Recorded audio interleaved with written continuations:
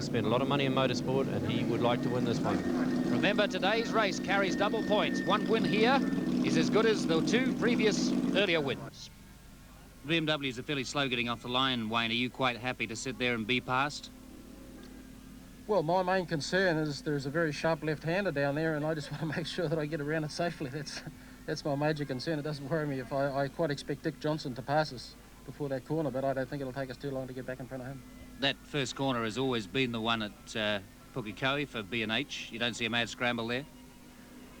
Well, if everybody's sensible, there won't be, but, you know, everybody gets a bit tense and so forth, and as we saw at Bathurst, you know, there's a lot of start line incidents that just happen through people they get a little bit excited and going through gaps that maybe aren't there and so forth, and we just hope that everybody's got the sense to get around the first corner so that, because we've got 6 hours of racing to do. You're quite happy to be in 4th or 5th position when you get through that first corner? No problems at all. That'll suit us well. How many laps do you expect to take to get back with the lead? I would say 3 or 4. We've done it twice before at Manfield and at Bay Park. 3 or 4 laps, we're back in the lead, and it's left for the 2 BMWs. Any race plan for you? Yes, just to be there at the finish, first across the finish. Robbie, we expect the BMWs to be fairly slow off the line once again, and the Falcons perhaps to get around them. Do you see a scramble in that first corner or not? Yes, I'm just a bit concerned about Laurie Powell's age. I don't know how good he'll be flying through the air. You think it might be that much of a scramble? Well, it looks like the start flag position is exactly where I'm going to be. You quite happy to be out wide there? There's grass up ahead, so there could be a bit of action. On practice times, you seem to be just slightly off the pace. Is that going to tell over 6 hours, or are you happy that you can race at a reasonable pace? Well, we've now put an engine together which we feel is going to probably do 6 hours. It won't be as strong as what Dick's engine is, but it's a 6-hour race, and there's been a lot of cars won it from this position before. You have remarkably consistent times between you and co-driver John Morton. Is that going to be an asset as well? It certainly is. You know, I feel that in John, you know, I've got the best partner in driving I could ever get.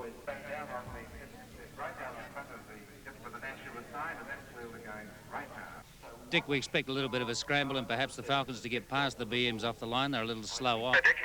You worried about a scramble on the first corner? Oh, hopefully at that stage I might be in front, you know, as long as they don't open their doors, because it's a bit of a narrow gap there, isn't it?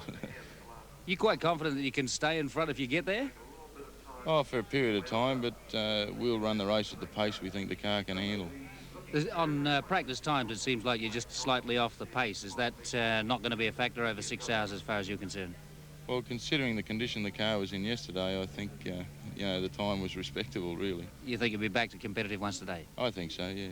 You know, they'll come back a bit in lap times, I'd say. Well, I hope your luck holds up on this side of the Tasman. Yeah, so do I. Well, I'm just going to follow Dick Johnson. He'll get away pretty quickly, I'd say, so I'll just sort of tuck in behind him. Can you see a bit of a scramble on the grass up here? Not really. It's a 6-hour race. Like, you know, it's a long way to go. I'll just be tucking in behind Dick and just seeing what happens after the first corner. There's the 1 minute board being held up. 1 minute away from a start in the B&H 6-hour classic. New Zealand's premier touring car race. Off onto the warm-up laps now. All the cars seeming to be in good nick. Nobody with a failure. Oh, there is one, Dick Johnson. The big Pine Pack Ford Falcon. I wonder if they've broken another axle. They broke 3 in practice. Well, Dick, we've seen you bring the car in with the wheel looking decidedly to one side. Looks like lousy luck. Not wrong, mate. I don't think... I did a bit more to a Chinaman's wife, I think.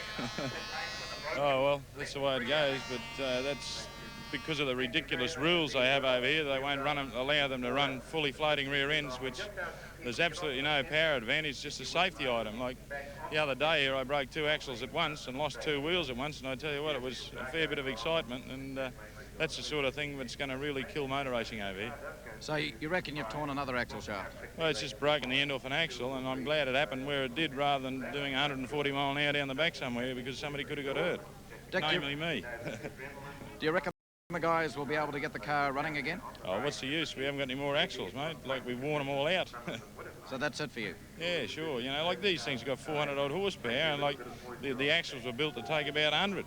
You know, so that's the extra load you put on. It was just ridiculous. It's a long way for, what, 3 or 4 laps, Dick?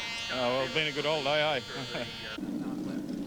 Just 30 seconds away from a start now on the B&H 6-hour classic, the one that everybody wants to win, New Zealand's premier saloon car race. The half-minute board out now, and while Laurie Powell, the starter, gets up in his start box, Reg Cook, what goes through the driver's mind? Well, Robbie Finisevic is thinking about the starter. He's maybe in the way. The drivers are trying very hard to concentrate on not making a mistake in the first corner. The adrenaline is up. It's a 6-hour race. They don't want to make mistakes, but there is going to be passing off this line, and the first corner coming up very shortly. There's the start. Laurie Powell drops the flag. Expect some of the Falcons and Commodores to come through. Robbie Francevic through already on the two BMWs. Francevic through into first place for the first corner. Wilkinson looks like he's going to get to the first corner before Bajan. Francevic, Wilkinson, Bajan, Denny Holm. Little sprint up to the next corner. And Francevic is away with a bit of a lead. Kent Bajan has got past Wilkinson. Robbie Francevic leads. Kent Bajan second. Wayne Wilkinson third. Denny Holm fourth. And already Robbie Francevic starting to pull away in the big grunter Falcon. Robbie Finisevic wanting to get out in the lead to try and win the Benson Hedges. The first time that he's could ever win it. He's tried for 15 years to do so. And at the moment he's heading on exactly where he wants to be, in first position. These BMWs we'll expect to come in from behind. They are notoriously slow starters off the line, but give them a lap or two and they'll pick that up. Definitely the quickest cars on the track. Their qualifying times, Bajan's 1:33.2, Crichton 1:34 dead. So the pole setter and the next fastest qualifier. The order was Bajan, Crichton, Johnson, Francevic in qualifying. So let's have a look at the end of this straight, or perhaps under braking.